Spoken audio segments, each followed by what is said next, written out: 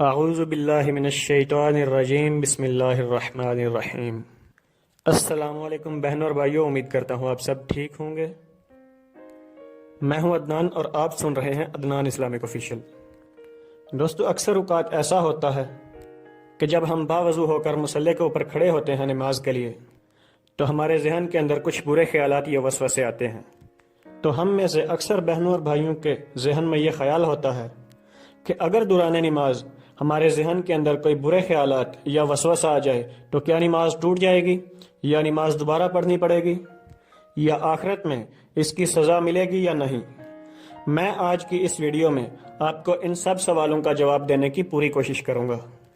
تو آپ لوگوں سے گزارش ہے کہ ویڈیو کو آخر تک دیکھیں اور اس چینل کو ضرور سبسکرائب کریں اور بیل آئیکن کو پریس کر دیں تاکہ آنے والی ہر ویڈیو آپ تک بآسانی پہنچ سکیں۔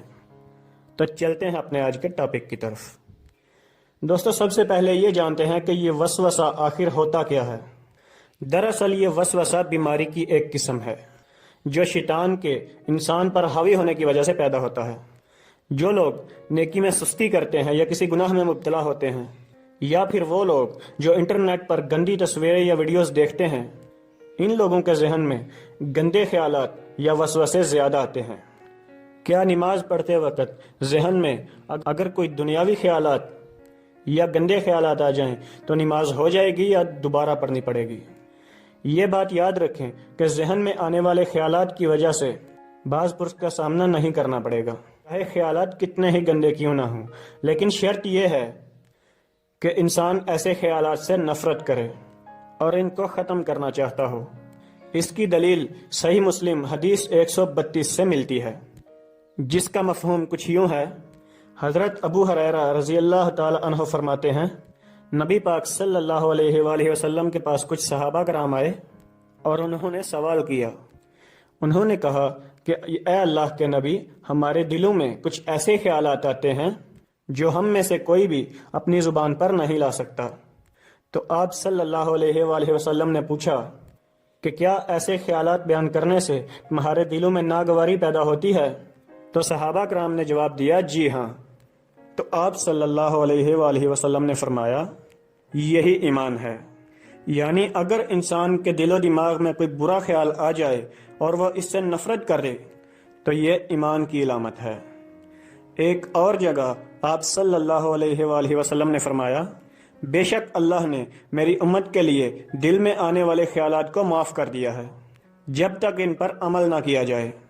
اس حدیث پاک سے یہ بات صاف ظاہر ہوتی ہے کہ اگر ذہن میں برے خیالات یا کوئی وسوسہ آئے اور انسان کو برا محسوس ہو تو اس پر آخرت میں کوئی پکڑ نہیں ہوگی۔ لیکن ایسے گندے خیالات کو برا سمجھنا یا ان سے بچنا بہت ضروری ہے، چاہے یہ خیال یا وسوسہ نماز کی حالت میں آئے یا عام حالت میں آئے۔ اگر عام حالت میں کوئی گندا خیال یا وسوسہ آئے تو کیا کرنا چاہیے؟ وسوسوں کے علاج کا مفید ترین طریقہ یہ ہے کہ جب بھی یہ وسوسہ آئے تو اپنا ذہن کسی اور جانب متوجہ کر لیں جب تک کہ وہ وسوسہ مکمل طور پر ذہن سے ختم نہ ہو جائے۔ اگر نماز کے دوران آپ کو برے خیالات یا وسوسے آتے ہیں تو ان باتوں پر عمل کر کے آپ ان برے خیالات یا وسوسوں سے بچ سکتے ہیں۔ نماز میں برے خیالات یا وسوسوں سے بچنے کا ایک اور طریقہ یہ ہے کہ ہم نماز کا ترجمہ یاد کر لیں۔ جب ہم نماز پڑھیں اور نماز کے دوران ہمیں اس کا ترجمہ یاد ہوگا تو نماز پڑھنے کا مزہ آئے گا۔ اور دوسرا فائدہ یہ ہے کہ دوران نماز اگر ہمیں اس کا ترجمہ آتا ہوگا تو ہمارا ذہن اس ترجمے کی طرف متوجہ ہوگا، جس سے نماز میں برے خیالات اور وسوسے نہیں آئیں گے۔ وسوسوں سے بچنے کا ایک اور طریقہ یہ ہے کہ جب نماز پڑھیں تو دل میں یہ تصور کریں کہ ہم اللہ تبارک و تعالیٰ کے سامنے کھڑے ہیں۔ اس سے بھی ہماری نماز میں خشوع و خضوع پیدا ہوگا۔ ایک اور طریقہ بھی ہے کہ ہمیں ہر نماز کو زندگی کی آخری نماز سمجھ کر پڑھنا چاہیے۔ ہم ذرا اگر یہ سوچیں کہ یہ نماز ہماری زندگی کی آخری نماز ہے تو آپ خود ہی دیکھیں کہ ہم کس طرح نماز پڑھیں گے۔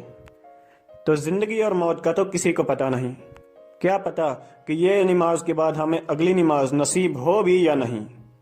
لہٰذا ہر نماز کو اپنی زندگی کی آخری نماز سمجھ کر پڑھنا چاہیے۔ انشاءاللہ اس بات سے ہمیں نماز میں وسوسے نہیں آئیں گے۔ تو بہنوں اور بھائیوں، اللہ تبارک و تعالیٰ سے دعا ہے کہ ہمیں 5 وقت کا نمازی بنائے، آپ کو اور مجھے اپنے حفظ و امان میں رکھے، دنیا جہان کی جائز خوشیاں نصیب فرمائے، وما علینا الا البلاغ المبین۔ تو دوستو، آخر میں آپ سب سے یہی گزارش ہے کہ ویڈیو کو لائک ضرور کریں اور ایصال ثواب کی نیت سے شیئر بھی کر دیا کریں فیملی ممبرز کے ساتھ، فرینڈز کے ساتھ، اور اگر آپ لوگوں کے ذہن میں کوئی سوال ہو تو ہمیں کمنٹس میں ضرور بتائیں۔ امید کرتا ہوں کہ میری آج کی ویڈیو آپ کو پسند آئی ہوگی، تو اسی کے ساتھ مجھے دیجیے اجازت، اللہ نگہبان۔